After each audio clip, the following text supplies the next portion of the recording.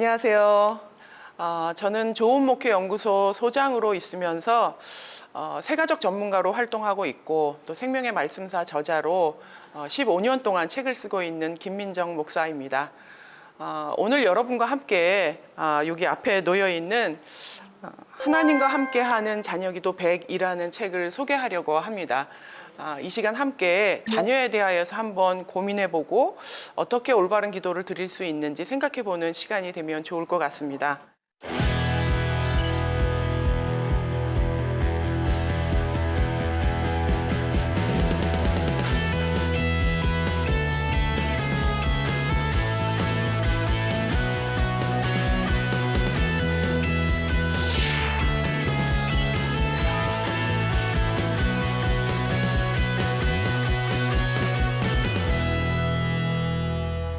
제가 이제 기도문을 책으로 6권을 냈는데 오늘 이제 이 책이 6번째 기도문 책입니다. 처음으로 기도문을 내게 됐던 계기는 제가 이제 사목으로 8년을 재직을 했습니다.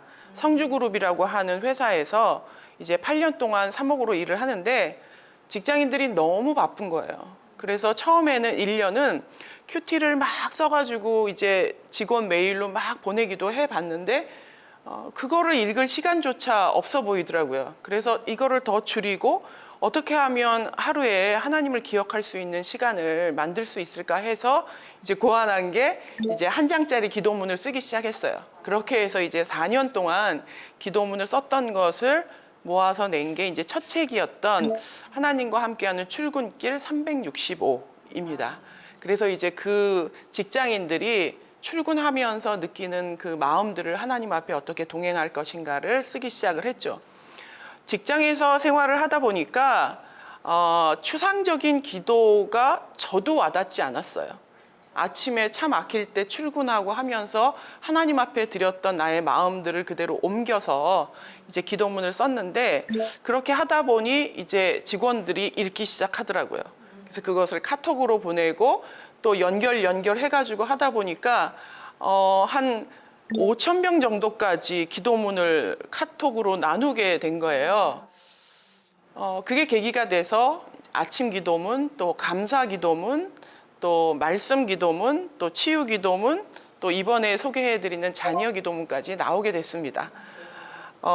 특별히 이 자녀 기도문은 제가 이렇게 쓰려고 생각하지 못했던 부분이에요. 왜냐하면 저는 이미 큰아들은 결혼을 해서 아이를 낳았고 또 이제 둘째 아들도 이제 내년에 결혼을 앞두고 있으니까 제 마음에는 큰 고비는 넘겼다 이런 마음이 들어서 사실은 저는 중년 기도문을 쓰고 있었어요. 그랬는데 이제 출판사와 주변의 분들이 기도문으로 많이 도움을 받고 있는데 애 키우는 게 너무 힘들다는 거예요. 그래서 자녀 기도문을 좀 써줬으면 좋겠다 그런 요청이 들어왔어요. 그래서 제가 자녀 기도문이 왜 필요하다고 생각하냐고 물었더니 목사님 자녀가 너무 소중해서 오래 기도하고 싶은데 5분 지나면 할 말이 없어요. 오래 기도하고 싶은 거예요. 금요철에 가서 자녀를 위해서 정말 하나님하고 붙잡고 씨름하고 싶은데 한 말 또 하고 한 말 또 하고 있는 자신을 발견한다는 거예요. 근데 그 말이 너무 와닿았어요. 우리 모두 다 사실은 자녀가 최고잖아요. 부모에게 있어서의 최고의 고민이고 기대고 사명이 자녀인데 자녀를 위해서 올바로 기도하고 싶고 오래 기도하고 싶은데 어떻게 해도 이 똑같이 반복되는 기도를 극복하지 못하고 있다고 그러면서 기도문을 써주셨으면 좋겠습니다 얘기를 하시더라고요. 그래서 알겠습니다 라고 이야기를 하고 사실은 6개월 동안 못 썼어요. 한편으로 너무 두려웠고 나는 이미 다 키워놨는데 너무 추상적으로 되지 않을까 고민이 됐어요. 그러던 어느 이제 그 기도회에 저녁에 기도하면서 하나님이 이제 써야 되지 않겠니 하는 것 같은 마음을 주셔서 그때 이제 그거를 어떤 동기 삼아서 쓰기 시작했는데 쓰면서 굉장히 고민도 많았고 갈등도 많았어요. 제가 이제 기도문을 쓰면서 제가 가지고 있는 하나의 중심이 뭐냐 하면 하나님의 뜻에 맞는 기도를 하고 싶다는 거예요. 저는 이제 모태신앙으로 이제 태어나서 올해가 이제 59세인데 50년 동안 하나님의 뜻에 맞는 기도를 했어요. 그래서 기도하면서 이상한 짓을 하는 권사님을 너무 많이 봤어요. 기도하면서 매일 새벽 기도하고 매일 철야 기도하는데 그 성품이나 행함이 하나도 변화되지 않는 분을 어려서부터 목사가 되기까지 너무 많이 봤어요. 의문이 드는 거예요. 도대체 뭘까? 저렇게 기도하는데 왜 본인은 하나도 변화되지 않고 주변의 피해는 더 많이 주고 하는 일들을 동일하게 경험하면서 뭔가 기도가 잘못되지 않았을까라고 하는 질문을 갖게 됐어요. 그래서 그냥 우리가 해왔던 기도 말고 뭔가 성경적이고 하나님 보시기에 합당한 기도를 드리고 싶다. 그리고 그런 기도문을 통해서 부족하지만 한국교회 성도들이 조금 기도가 조정됐으면 좋겠다라고 하는 마음이 있어서 이제 기도문을 쓰게 됐고, 이제 또 하나는 간구의 비율이 너무 높은 거예요. 저도 기도할 때 분명히 기도는 하나님께 드리는 감사도 있고 회개도 있고 간구도 있고 또 높여드리는 영광을 올려드리는 것도 있고 모든 여러 가지 종류의 대화가 함께 포함이 돼야 되는데 저부터도 어려서부터 늘 기도는 간구였어요. 그냥 앞에 그냥 하나님 아버지를 부르기 위해서 사랑이 많으신 은혜가 많으신을 그냥 예의상 붙여드렸고 예수님의 이름으로 기도합니다 아멘이 그냥 예의상 붙어 있었고 중간의 내용은 다 간구인 거예요. 때로는 회개조차도 그냥 나를 용서해달라는 간구처럼 느껴지는. 근데 그 기도를 저 스스로도 하면서 너무 회의가 들었어요. 어떻게 하나님을 찬양할 수는 없을까? 기도해서 감사할 수는 없을까? 그 분량을 절반만이라도 줄일 수는 없을까? 그렇게 몸부림치면서 기도문을 썼는데 그 작업이 굉장히 힘들었었어요. 똑같은 아침에 똑같은 상황 속에서 늘 다른 기도문을 썼어야 했으니까 그 안에서 감사한 걸 발견하려고 노력하고 하나님이 나를 어떻게 도우시는가 노력하고 그러면서 이제 여기까지 왔는데 자녀 기도문을 쓰면서 동일한 문제가 터진 거예요. 나는 자녀를 위해서 저도 기도했죠. 울면서도 기도하고 때로는 막 항의도 하고 그냥 간구도 하고 해왔는데 성경적인 기도가 무엇일까? 자녀를 정말 위하는 게 무엇일까를 고민하면서 기도문을 이제 한 페이지, 두 페이지 써나가는데 제 양심상 부모를 위한 기도를 빼고 쓸 수가 없는 거예요. 부모가 똑바로 되지 않았는데 자녀만 똑바로 되라고 하기가 제 마음이 이게 하나님 앞에 너무 부끄러운 거예요. 그래서 기도문을 쓰다 보니까 절반은 부모의 반성, 절반은 자녀를 위한 기도. 이 합이 맞아야 열매가 맺겠구나. 그래서 이제 10장의 기도문을 써놓고 제가 이제 출판사에 연락을 했어요. 이게 일반 기도문이랑 좀 달라요. 자녀를 위한 기도를 써달라고 했는데 제 마음에 부모를 위한 기도를 뺄 수가 없었어요. 한번 봐주시고 괜찮으면 쓰고 아니면 저는 안 쓰겠습니다 하고 이제 출판사에 이제 10편의 기도문을 보냈는데 그걸 보셨던 이제 편집자님께서 울면서 봤다고 너무 많이 찔리고 내가 얼마나 잘못된 기도를 드렸고 잘못된 행함을 하고 있는지를 알게 돼서 너무 고맙다고 그래서 계속 써달라고 부탁을 해서 그래서 이제 100개의 기도문을 쓰게 되었습니다. 이제 올바른 자녀를 위한 기도를 어떻게 할 것인가를 제가 100개의 기도문을 쓰면서 깨달았던 게 있는데요. 우리가 가져야 될 3가지의 시선이 있다는 거를 알게 됐어요. 첫 번째가 하나님의 시선이고 하나님의 시선이 여기 있다면 부모의 시선이 있고 자녀의 시선이 있는 거예요. 근데 잘 생각해 보시면 기도할 때 부모로서 기도하잖아요. 부모의 시선으로만 자녀를 위해 기도하는 거예요. 내가 볼 때 얘에게 유익한 것은 이것이야. 내가 볼 때 얘한테 필요한 건 이거야. 내가 볼 때 얘는 이걸 고쳐야 돼. 내가 볼 때 얘는 앞으로 이 일을 하면 좋을 것 같아. 그 모든 게 부모가 바라본, 물론 사랑하지만 부모가 바라본 시선으로 자녀를 위해 기도를 하고 있는 거예요. 근데 제가 기도문을 쓰다 보니까 그게 아니라는 사실이 점점 더 선명해지는 거죠. 하나님의 시선이 완전히 빠져 있더라고요. 그러니까 우리는 어찌 보면 내가 얘를 바라볼 때 좋다라고 하는 그 뜻을 하나님 앞에 기도하면서 거기다가 플러스 하나님의 동의를 구하는 거예요. 하나님이 이거를 도와주셔야 됩니다. 그리고 플러스 알파 더불어 얘가 그걸 좋아했으면 참 좋겠습니다. 이게 이제 우리가 기도하는 내용의 구성이거든요. 그러니까 메인 중심이 부모가 바라보는 얘는 너무 소극적이어서 좀 적극적이면 좋겠어요. 얘는 너무 공부를 등한히 해서 그래도 적당히라도 공부를 했으면 좋겠어요. 이런 기대를 가지고 하면서 하나님 얘 마음 좀 돌이켜 주세요. 하나님 얘 손 좀 봐주세요. 이렇게 기도하는 게 우리의 기도였는데 사실 성경적인 기도, 하나님이 원하시는 기도라면 하나님이 바라보시는 이 아이의 미래 모든 걸 알고 계시잖아요. 이 아이를 부르신 분도 하나님이시고 이 아이를 이 땅에 살게 하신 분도 하나님이시고 이 아이를 영원히 천국으로 가게 하며 이 아이의 모든 마스터 플랜을 가지고 계신 분이 하나님인데 그분의 시선으로 바라보지 않고 나는 계속 나의 시선으로만 기도를 하고 있다는 거예요. 훨씬 많은 부분이 오히려 70%, 80% 이상의 부분이 하나님의 시선으로 바라보는 이 자녀를 나도 그 입장으로 바라보면서 이 아이를 위해서 참으로 유익한 것이 무엇인가를 기도해야 되지 않느냐. 그리고 더불어서 또 빠져 있는 게 있죠. 자녀의 시선. 이 아이가 공부를 너무 못해서 내가 너무 괴로워. 하나님, 저 너무 이 문제를 해결해 주세요라고 하는데 사실은 그 문제는 부모의 문제지 애의 문제는 아니에요. 괴로운 건 애가 아니라 나예요. 그러면 어쩌면 우리는 자녀를 위해서 기도하는 게 아니라 나의 이 문제를 해결해 주기 위해서 자녀를 움직여 달라고 기도하고 있는 것일 수도 있다는 겁니다. 고민도 마찬가지예요. 내가 하고 있는 이 고민이 자녀의 고민인가를 생각해 보면 다를 수 있다는 거예요. 내가 품고 있는 이 아이를 향한 플랜이 이 아이의 시선에서도 적절한가? 이 아이도 그 일을 하고 싶어 하는가? 이 아이도 나의 기도에 동의할 것인가에 대한 관심은 저희는 사실 없죠.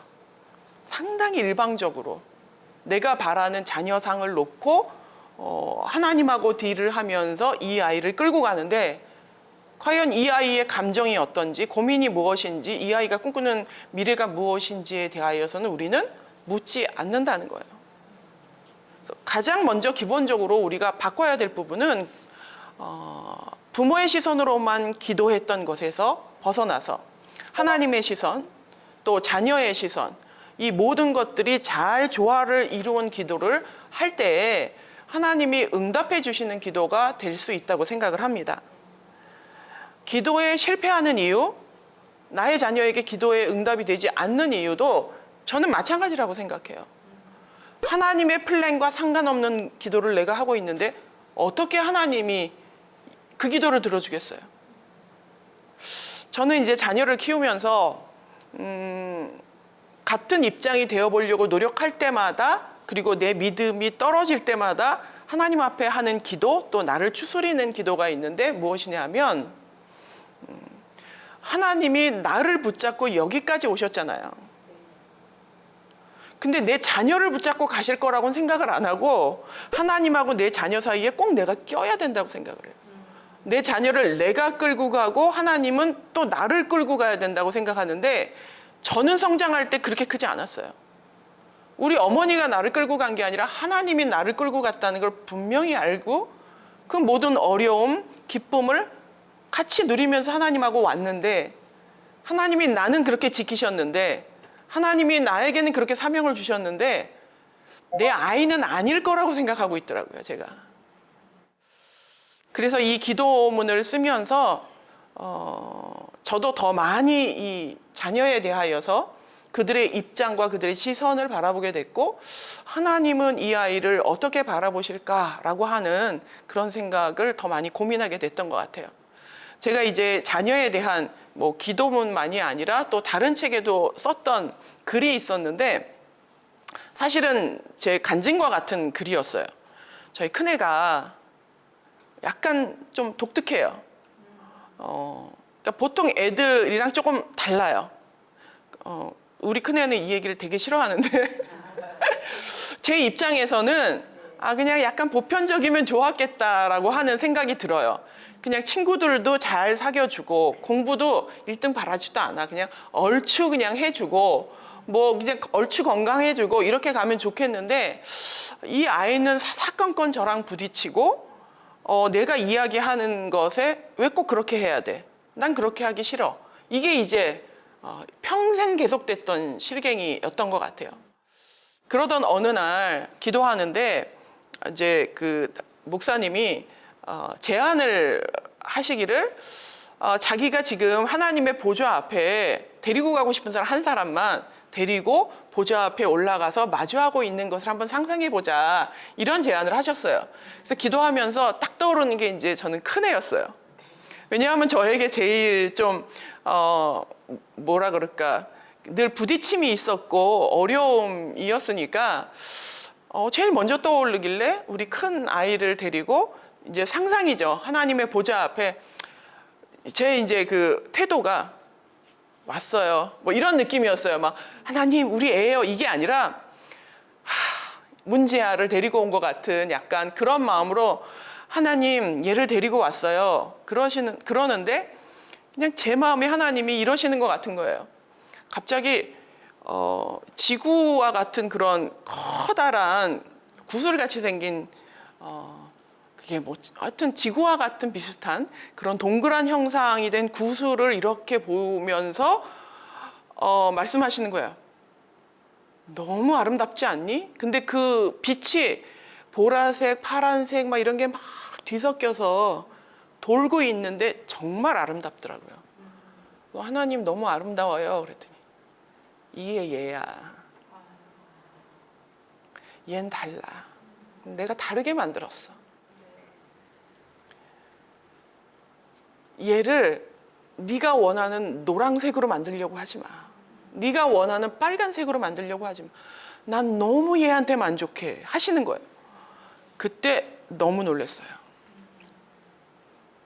저는 사실은 문제를 가지고 하나님 앞에 갔는데 하나님은 그것을 문제라고 여기지 않고 자신의 작품이라고 생각하시면서 저한테 동의를 구하시는 거예요. 너무 아름답지 않니? 그때 제가 이제 썼던 글이 자녀는 별이다.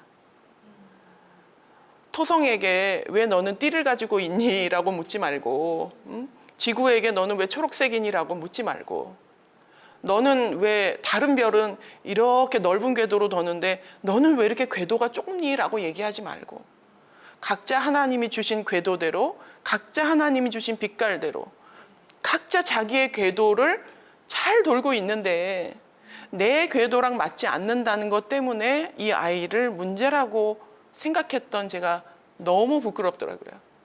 그래서 그때 이후로 내가 이 아이를 놓아주어야 되겠구나. 나에게 맞는 규격으로 이 아이를 보편적으로 잘 어울릴 수 있는 규격으로 저는 만들고 싶었어요. 그래서 그냥 무난하게 이렇게 뭐 좋지 않은 대학을 나와도 대학 나와서 그냥 어느 정도 괜찮은 회사 들어가서 결혼해서 애 낳고 살면 참 좋겠다. 그런 소망을 가지고 있었는데 그 모든 플랜을 접고 그냥 이 아이가 가는 발자취를 내가 지켜봐야겠다. 굉장히 두려웠죠. 굉장한 믿음이 필요했던 것 같아요. 지금 결과적으로는 아주 좋은 결과로 가고 있는 상황이고 제가 손 놓기를 너무 잘했다라고 하는 그런 확신이 드는 과정을 지나가고 있습니다.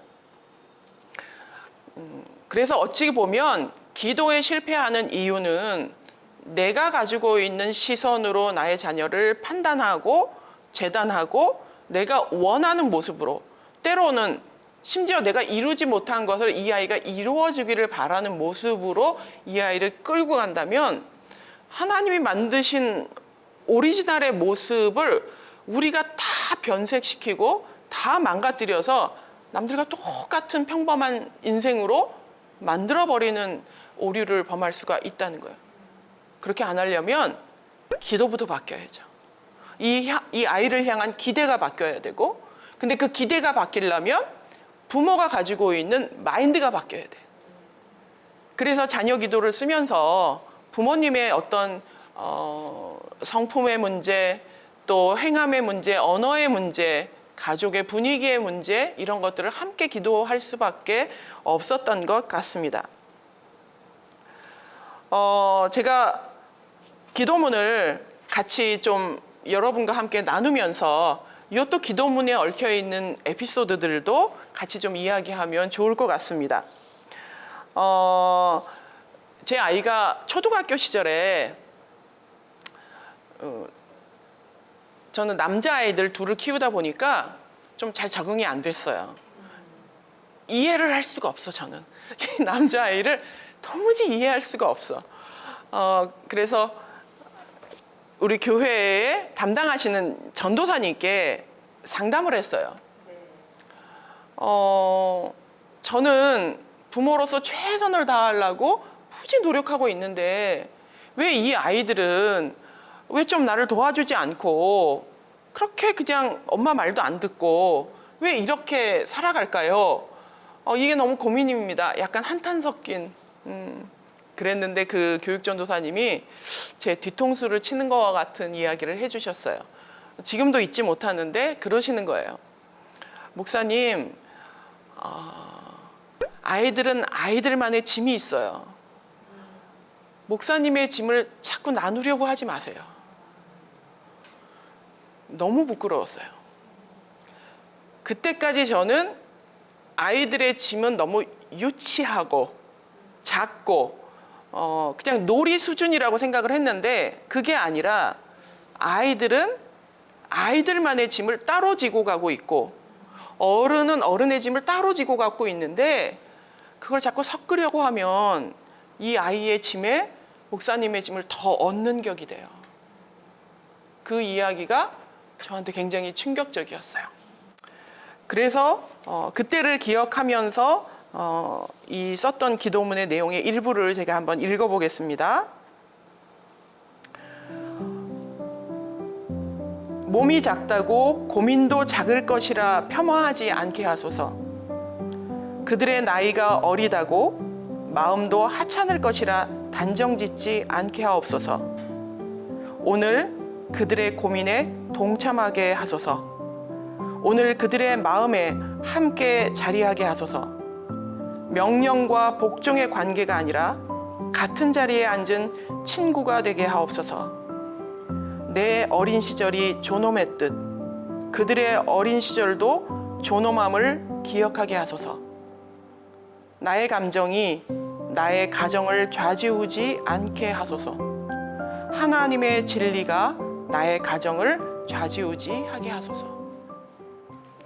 사실 우리가 부모라는 이유 때문에 내 감정에 따라 좋으면 막 다 좋고 싫으면 다 싫고 감정이 좌지우지하는 가정이 아니라 성경적 진리가 하나님이 좌지우지하시는 가정이 되도록, 그리고 비록 그들의 몸이 작지만 그들의 고민도 작다고 무시하지 말고, 그들의 나이가 어리다고 그들의 생각이 하찮을 거라고 단정짓지 말고, 내가 지금 나의 어린 시절을 돌아보면 그때 다 생각이 있었거든요. 고민이 있었고, 그것을 기억하면서 내 어린 시절이 존엄했듯이 지금 나의 자녀의 이 어린 시절도 존엄하다는 것을 인정하는 부모가 되었으면 좋겠다 하는 기도가 이 기도문이었습니다.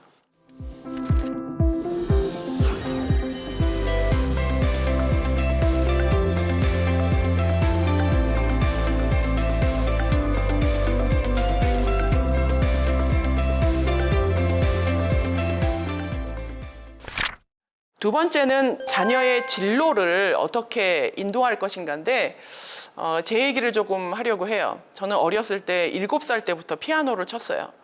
그러니까 그때 당시가 사실 제가 나이가 있으니까 저희 어머니가 그래도 많이 배려를 해주신 거죠. 7살부터 피아노를 가르치면서 중학생이 될 때까지 너는 음대를 가라, 이렇게 피아노과를 가라, 뭐 이렇게 해서 준비를 시키셨어요.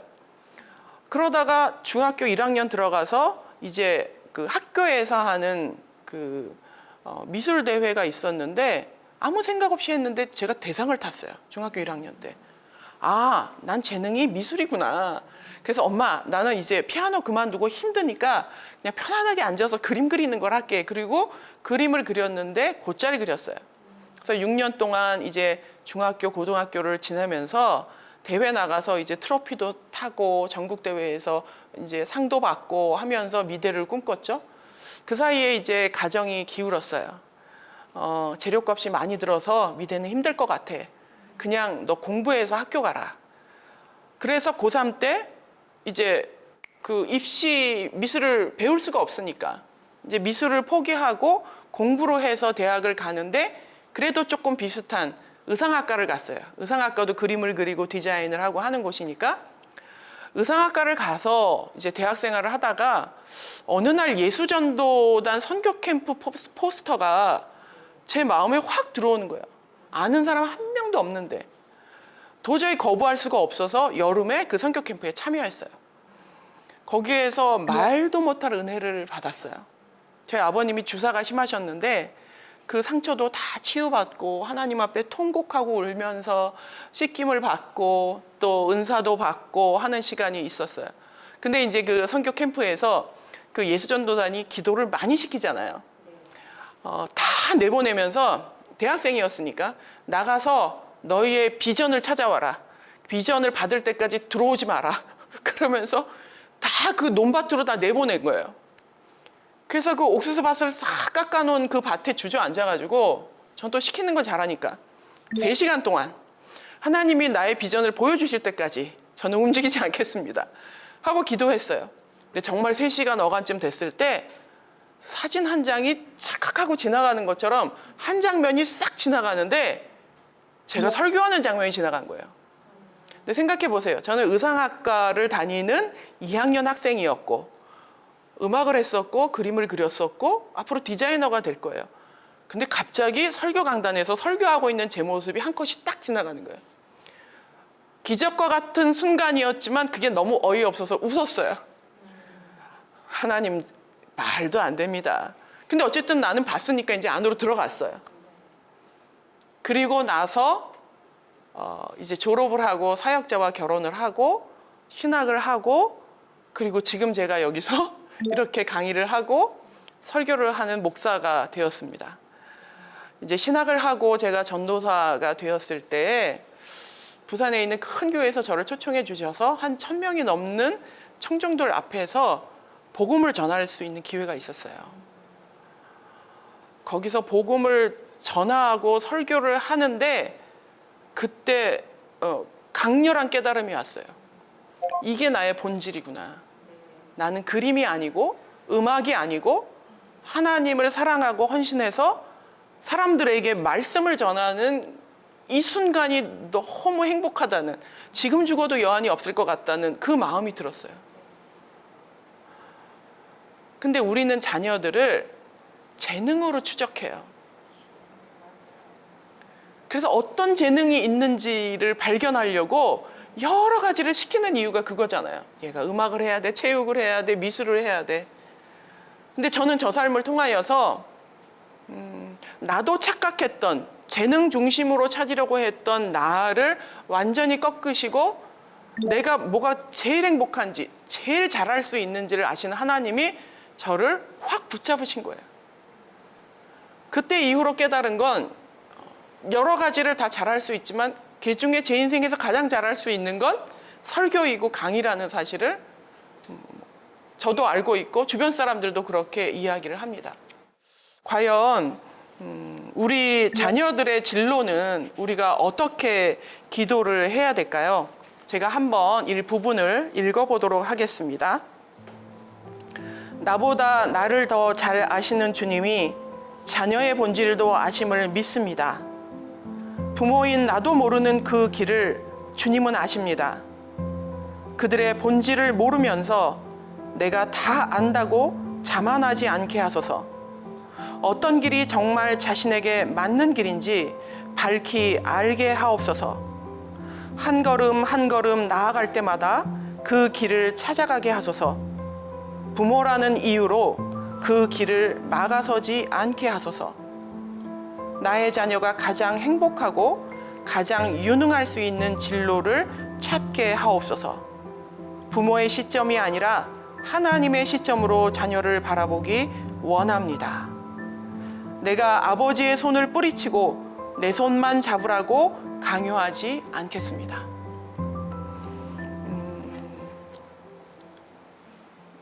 제가 이 사역자와 결혼한다 그럴 때 디자이너로서의 이제 명성을 날리길 기대하셨던 저희 어머니가 굉장히 반대를 많이 하셨어요. 근데 제가 끝까지 우겨서 이 길을 갔어요. 물론 고난의 길도 있었지만 결국에 나를 만족하게 하는 삶은 저는 이 길이었다고 믿어요. 그래서 내 삶은 그렇게 당당하게 고집부려서 살았는데 내 아들의 삶은 부모인 내가 손을 놓는 게 너무 무섭더라고요. 솔직히 정말 무서웠어요. 얘가 잘못 찾으면 어떡할까. 근데 그때마다 하나님께서 저에게 주셨던 확신은 내가 얘를 지켜. 너 나 감시하지 마. 내가 못 지킬까 봐 두려워하지 마. 이런 마음을 주셨어요. 그래서 아마 저희 큰아들에게 그런 기회를 줄 수 있었던 것 같아요. 회사에만 들어가면 얘는 잘려요. 잘린다기보다 불화가 일어서 견디지를 못해요. 그래서 저는 야, 너는 왜 이렇게 인간관계를 못하니? 이런 마음으로 기도했어요. 하나님, 얘 인간관계가 회복되게 해달라고. 근데 나중에 알고 보니까 인간관계가 문제가 아니고 얘가 너무 창조적이에요. 그래서 자꾸 팀장님한테 제안을 해. 이건 이렇게 하면 더 좋지 않을까요? 우리 여기 계시겠지만 회사에서 그렇게 제안하는 밑에 직원 좋아하지 않아요. 그냥 시키는 대로 하는 직원을 좋아하죠. 그게 항상 문제였어요. 한 5년 이상을 특별한 잡 없이 지냈고 그 시간은 저에게 인내의 시간이고 고난의 시간이었죠. 기다림의 시간이었지만 결코 짧지는 않았어요. 근데 바라기는 이 아이에게 맞는 옷을 찾기를 바랬죠. 그리고 나서 본인이 창업을 했는데 너무 잘해요. 그리고 자기가 알바생 또 직원들을 부리면서 그것을 핸들링하는 걸 너무 원숙하게 하고 인스타에서 벌써 3만 명이 넘는 인플루언서가 되고 책을 쓰고 그것 때문에 광고가 들어오고 또 다른 사업을 하면서 지금 시대에 맞는 너무 좋은 아이디어를 가지고 행복한 프리랜서로 살고 있어요. 얼마나 감사한지. 내가 우겨서 걔를 불행한 회사에 집어넣지 않은 게 내가 내 손을 포기하고 하나님하고 이 아이의 손을 연결했던 게 얼마나 감사했는지 모릅니다.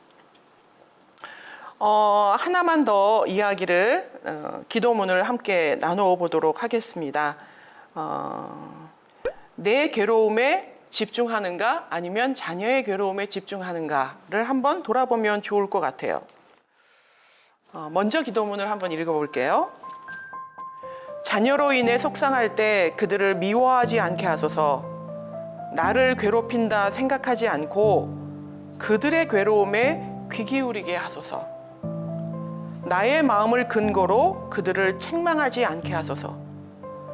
그들의 마음을 들여다보고 그들의 문제를 바라보게 하소서. 올바르다는 기준이 언제나 나 중심이었던 것을 알게 하소서. 자녀의 마음을 들여다보기 전에 내 마음의 괴로움에 집중하였음을 회개합니다. 옳고 그름의 기준이 내 마음에 따라 달라졌던 것을 회개합니다. 우리 큰아이가 고등학교 2학년 2학기에 저한테 그러는 거예요. 엄마 나 전학 가고 싶어. 그때 제가 사는 게 가장 힘들고 버거운 때였어요. 이 아이들을 생계를 이끌어가는 게 말이 안 되잖아요. 고2 때 전학을 간다는 게. 제가 그랬어요. 너 정신이 있니? 대학교 안 갈 거야? 고2 2학기 때 어떻게 전학을 간다는 소리를 해. 그리고 이런지 아예 잘라버렸어요. 그 다음번에 한 번 또 얼핏 얘기를 했는데 아 됐어 그냥 1년만 참어 이렇게 해서 이제 고등학교를 졸업하고 이제 어떻게 대학을 가게 됐어요. 나중에 대학을 졸업하고 성인이 됐을 때 제가 너무 궁금한 거예요. 너 그때 그 고등학교 2학년 때 왜 전학 간다고 그랬어? 엄마 나 그때 왕따였어. 학교 가는 게 너무 힘들었어. 어려서 얘가 비만이었어요.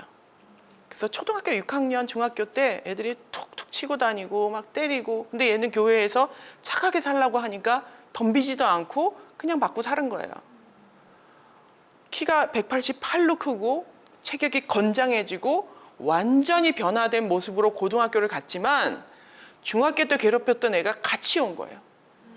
자기는 변화됐는데 얘는 여전히 나를 무시하는데 너무 고통스러운 거예요. 그거를 대학교가 지나서 제가 그 얘기를 들었어요. 내 마음으로 판단했던 거. 이 아이의 고통보다 지금 나의 고통에 집중했던 거. 그때 전 너무 괴로웠거든요.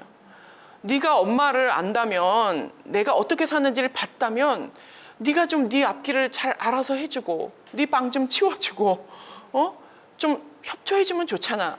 이런 마음이었어요. 말은 안 했지만. 그런데 갑자기 전학 가고 싶다고 얘기를 하니까 참 한심해 보였어요. 나중에 시간이 지나서 그 얘기를 듣고 지금도 미안해요. 이 기도문을 쓰면서 얼마나 부모는 내 고민 집중적인지, 내 고통에, 내 문제의식에 집중하고 이 아이의 고통을 보려고 노력하지 않는지 너무 쉽게 판단하는 거예요. 저거 공부하기 싫으니까 저거 회피하려고 이렇게 단정 지어버리면서 하나님, 제 정신 차리게 해주세요. 제 지금 다음 모의고사 봐야 되는데 제 좀 시험 잘 보게 해주세요. 실제로 제가 그렇게 기도했었어요.